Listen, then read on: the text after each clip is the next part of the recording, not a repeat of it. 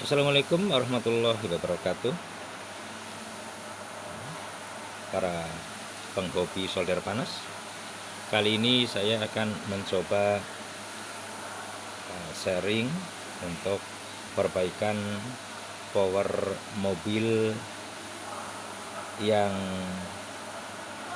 merek buatan negara China, ya, isinya kurang lebih seperti ini, atau yang pemirsa pernah alami yang kurang lebih sama. Saya tidak akan mengajari bagaimana Anda memperbaiki power mobil ini, tetapi mari kita sama-sama belajar bagaimana power mobil ini bekerja. Yang pertama kali kita akan mengukur poin-poinnya di mana yang harus kita ukur untuk mengerti bahwa power mobil tersebut bekerja dengan baik. Baik, langsung saja ya. Mari kita hidupkan ya. Ini seperti biasa power mobil di terminal supply-nya terdiri dari ground, yaitu atau massa negatif aki, kemudian B+. B+-nya adalah langsung di 12 volt, kemudian ada rem. Nah, remote itu maksudnya remote in dari head unit ya. Remote in ini gunanya adalah jika diberikan trigger B+ dari head unit maka dia akan hidup. Jika HU dimatikan, power mobilnya akan mati. Karena di sini di meja tidak menggunakan head unit, maka remote in-nya itu langsung yaitu di bypass ya, di bypass antara remote in sama B+ itu di bypass. Kemudian kita coba connect ya. Nah, seperti ini. Oke. Kemudian dia akan hidup. Begitu. Langkah pertama yang kita akan ukur adalah bagaimana power mobil ini bekerja dari sumber single supply, yaitu aki 12 volt di dalam mobil. Kemudian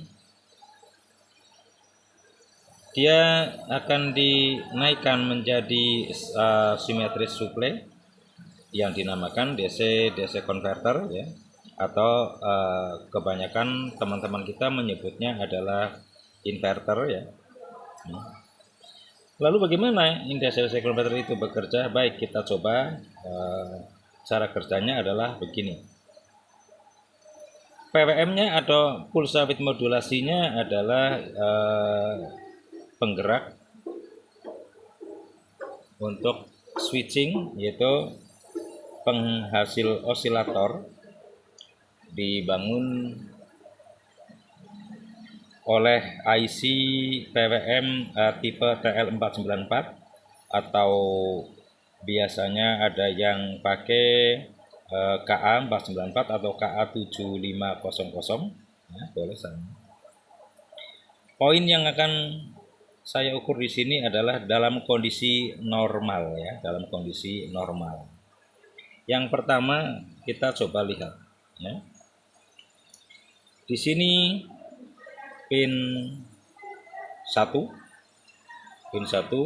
menunjukkan ya 1,4 volt. Pin 1 itu adalah komparator plus.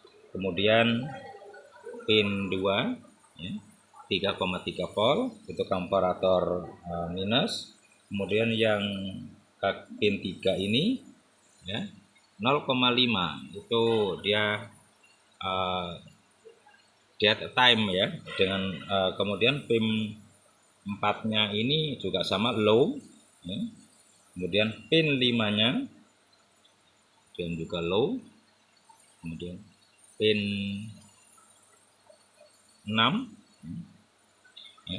Pin 6-nya ini adalah dia R time ya. R time itu dengan kaki 5-nya adalah C time atau CT, RT.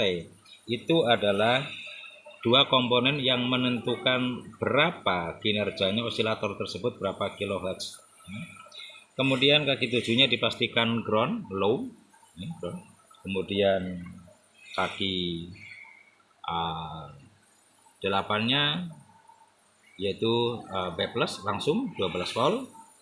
Nah, kemudian di sini kaki 9 menunjukkan adalah 4,3 dan kaki 10-nya juga 4,3 volt.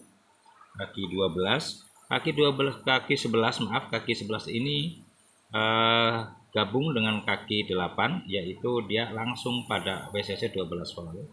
Kemudian kaki 12 ini adalah WCC remote on. WCC remote on ini dia adalah dari sini, dari remote on ini, di sini, ya, remote on ini, kemudian melalui diode, satu diode, nah ini melalui diode, kemudian melalui R 100 ohm, 100 ohm, baru dia akan ke kaki 12, ya. Oke, akan ada 12 volt. Jadi kaki remote on-nya untuk IC tipe 494 adalah di kaki 12. Kemudian kaki 13, 14, 15 itu adalah voltage referensi. Pastinya dia akan 4,3 atau 5 volt. Nah, di sini adalah kaki 16. Kaki 16 itu harus low. Kenapa? Dia kaki 16 ini adalah diberikan tugas untuk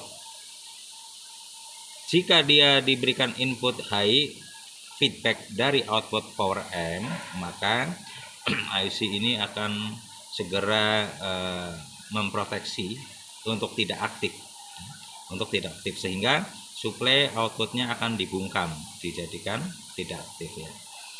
Lalu bagaimana kalau kita tahu bahwa, nah, kita ukur coba berapa frekuensinya di osilator power supply ini. Nanti kita lihat ya, frekuensinya ada di kaki 9. Nah, di sana terukur 32,04 kHz ya. Kaki 9 dan kaki 10 ini terukur di 32,04 kHz. Oke. Maka output osilator ini harus sama saat di kaki gate-nya MOSFET. Nah, di sini ya. Oke. Nah, lihat ya, gate-nya MOSFET ini harus diukur juga sama. Ternyata harus 32,4. Baik, coba kita pindah ke sana. Oke, pindah. Juga akan sama. Di sana akan 32. Banyak teman-teman yang mengeluhkan bagaimana kok MOSFET-nya bisa panas sekali. Betul. Jika frekuensinya itu di bawah 10 kHz, maka MOSFET tersebut akan panas karena switching ini menggunakan trafo ya, trafo ferrite toroid ini bekerja pada frekuensi tinggi. Kalau dia diberikan osilator untuk frekuensi rendah, maka MOSFET-nya pasti akan sangat panas. Kenapa? Karena induksinya itu beda. Kalau trafo rumah itu menggunakan tegangan listrik AC 220 itu 50 Hz, 60 Hz dengan ripple-nya kurang lebih 100 Hz. Nah, kemudian kalau di power supply mobil ini menggunakan DC to DC dengan frekuensi tinggi ya.